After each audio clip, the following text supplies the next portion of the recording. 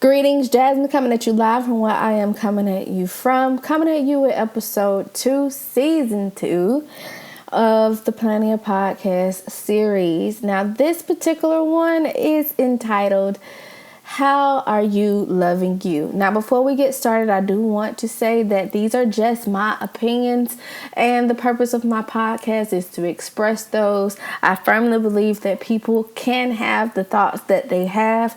Your mind is your mind. Now, it is February. It is February the 7th. It's the month of love. Also, it is Black History Month, so this is the month of extra love. And once again, our topic is going to be, how are you loving you? And I chose this topic because I thought it was very fitting to start off the month of February with. We are often hypercritical of ourselves, not as kind to ourselves as we are to others. We're always willing to give others advice and stuff like that. And it sounds good, but we very seldom follow our own advice and pour into ourselves the way that we pour into others. The purpose of this podcast, this particular episode, is to learn our love language towards ourselves. Find a way to really fall in love with who we are. Find ourselves, find our love language, kind of, strip ourselves raw and, be vulnerable with ourselves, vulnerable enough to find the path towards loving ourselves. Now, to those of you who already love yourself, kudos. Please feel free to comment below the steps that you took or the things that you do to pour into yourself, to give yourself love, to show yourself love. We all need to hear it. Now, I have struggled with self-love almost my entire life. It was always something that I found to nitpick about myself with. Like, it was just nothing that I could, like, even with the things that I like about myself, I will always find something to critique or criticize about myself. And as an adult with, a married adult, that stuff starts trickling over into your marriage, to your intimate moments. Your insecurities start coming out to where, you don't want your man to touch certain parts and stuff like that. And not only that, I'm a mother. My daughter is looking at me, to show her confidence, to show her what self-love is and healthy, positive mental health, what that looks like and things of that sort. I can't just be out here, my shoulders up, fidgeting and stuff like that because I'm uncomfortable with myself. So just these past 3 years have I really just bogged down on take no prisoners. I love myself for who I am. What I don't like, I'm going to fix. Let me work out. Let me put on some clothes. Let me get my heels, my earrings, make sure my hair is put together, my skincare is on point, my nails are on point, blah, blah, blah, blah, blah.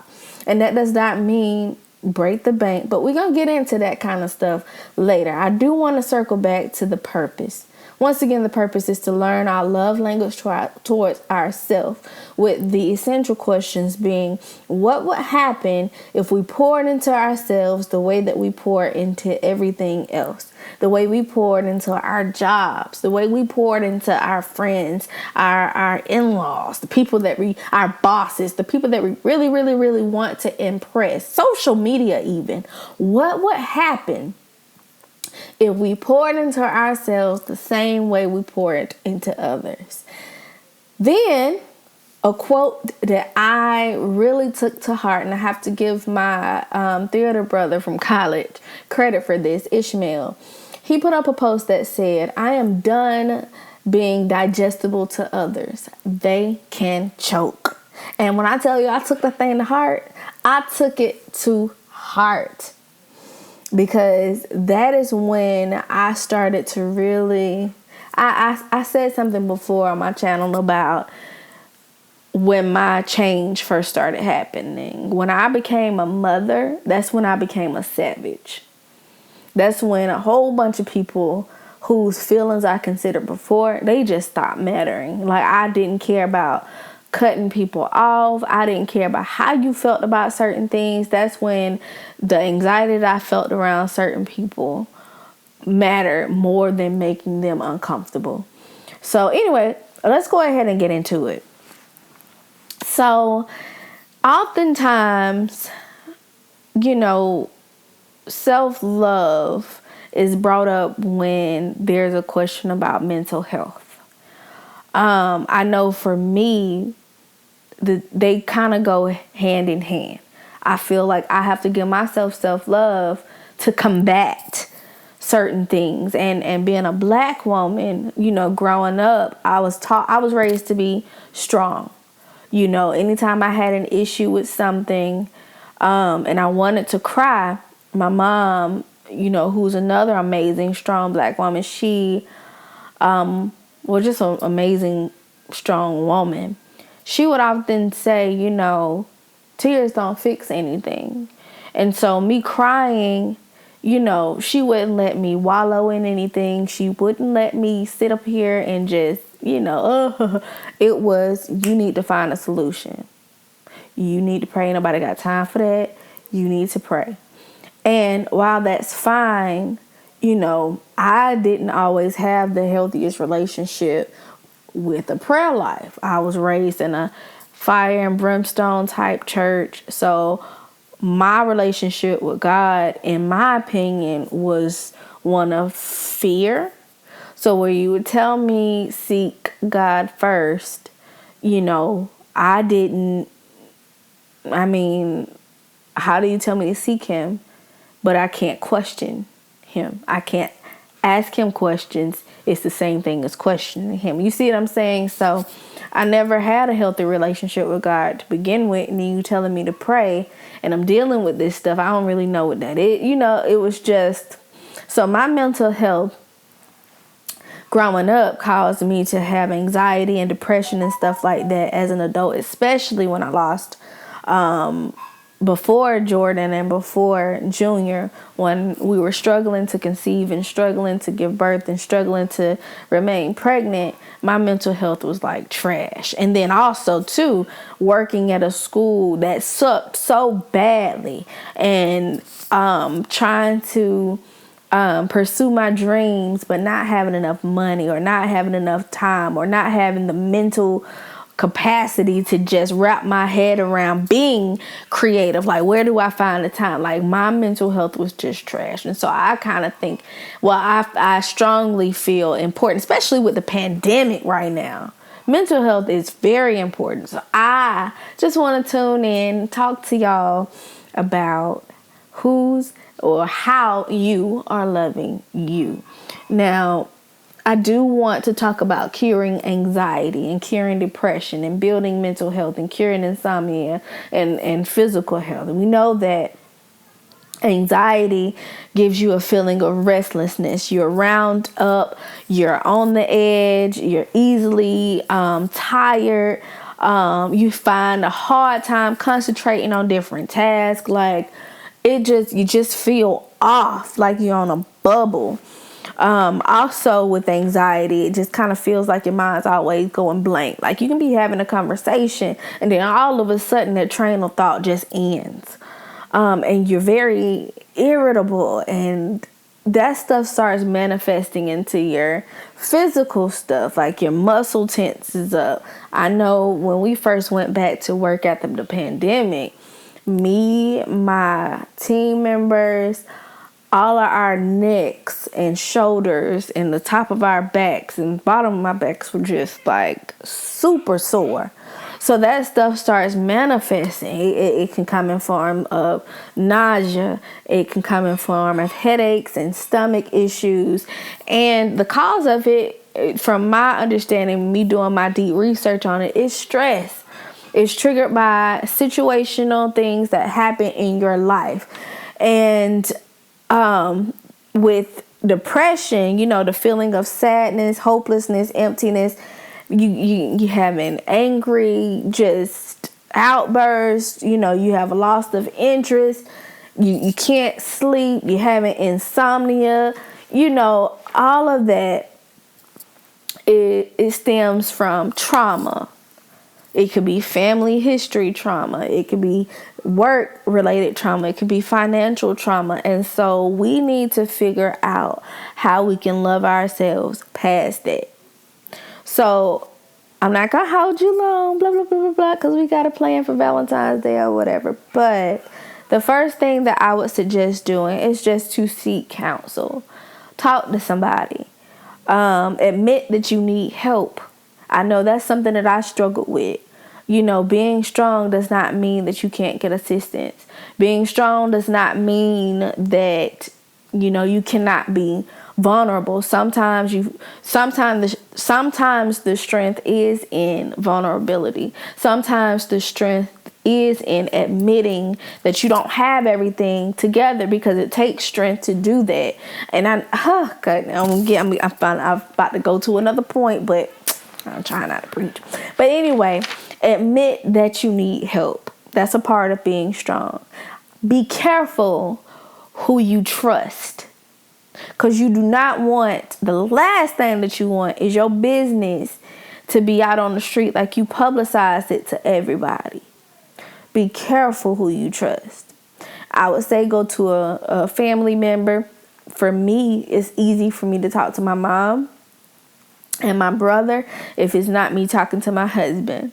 So those are my top three: my mom, my brother, and my husband. Sometimes my daddy, but my daddy like to preach. So sometimes I get the preacher and sometimes I get my dad. So, it's 50-50 part most of the time. So like if I know I'm finna get my dad, I talk to my daddy. But, if I know I'm finna get the preacher, But anyway, and last with that, the seeking counsel, I would suggest joining a group so that you know that you're not alone. And in a group, there's a sense of accountability. People check in with you. They're less likely to attack you versus you expressing your feelings on a Facebook post or an Instagram story or something like that. Because these people are experiencing the same things that you are going through, then they know how to support you. They know the correct wordings to use. They know your triggers because they are experiencing those same triggers.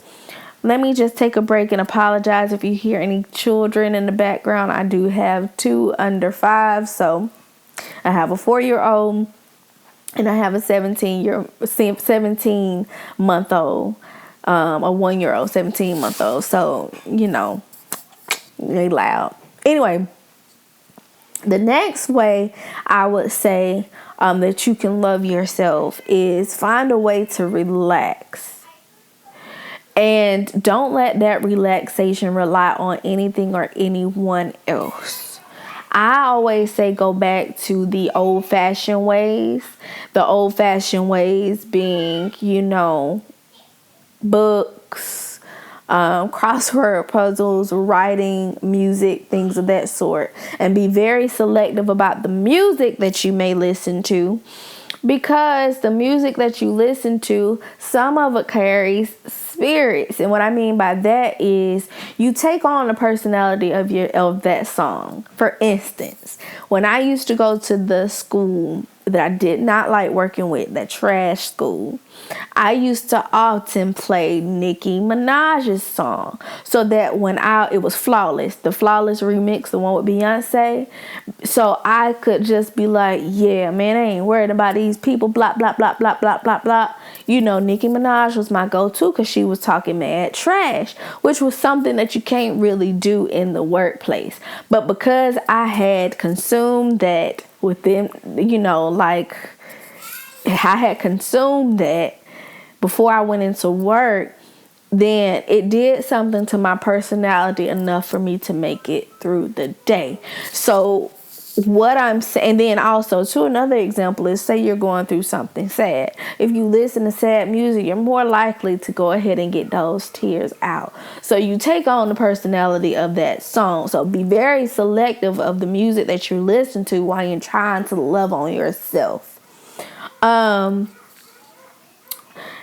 Something else, another point is to get off of social media, unplug. Something that I am tremendously guilty of is comparing myself to others.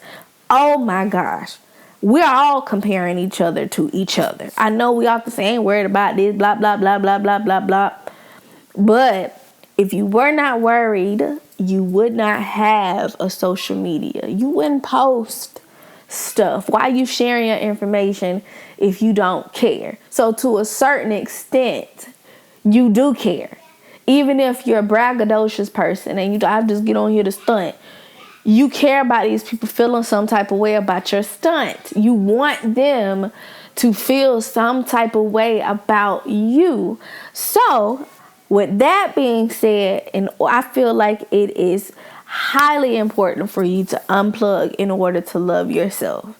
If you can really hone in on who you are and what makes you special, and maybe write down your post to yourself, brag to yourself the way you would brag to everybody else about yourself. Like, do that.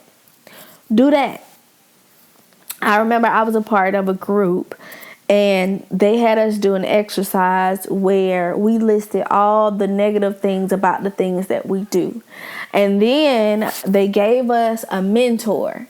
And the mentor had they had pictures, a profile, and they listed everything that this person did. And I remember the person that I had, I was like, oh my gosh, she is so amazing. She does this.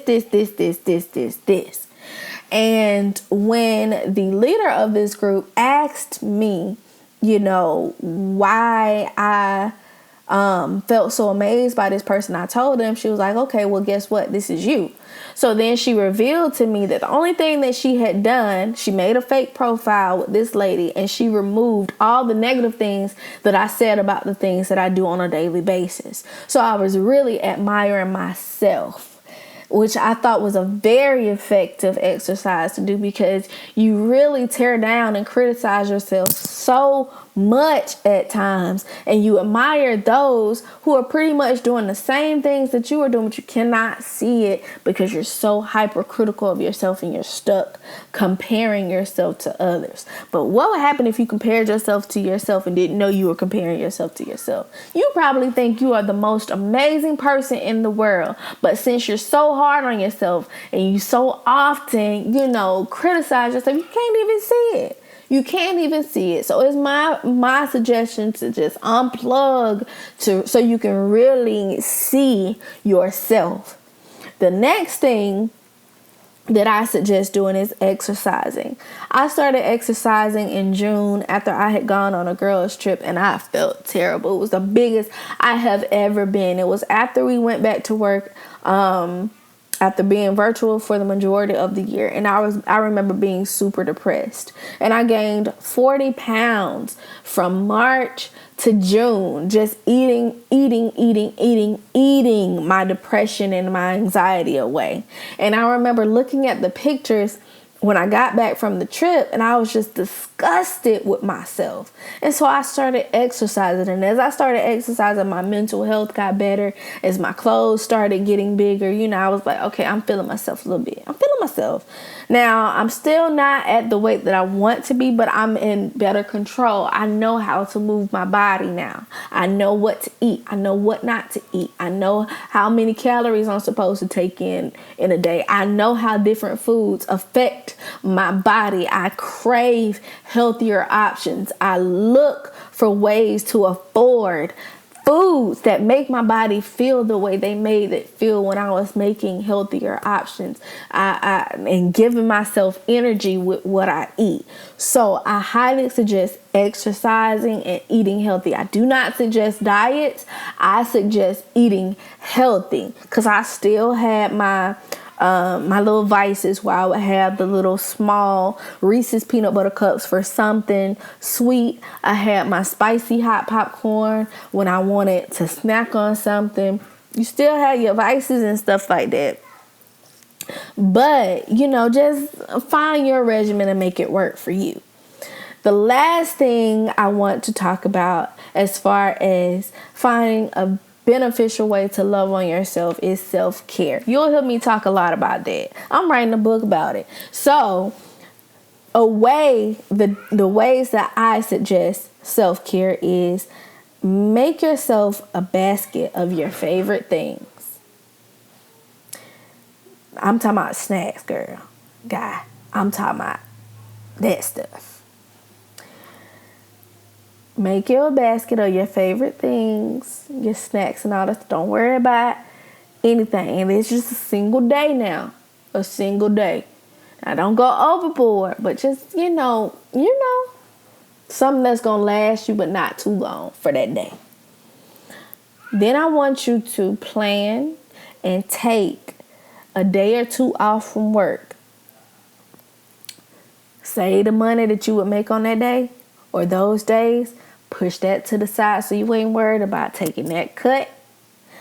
And then just sleep or do some things that you genuinely enjoy, and do not let anyone or anything take that time with yourself away from you.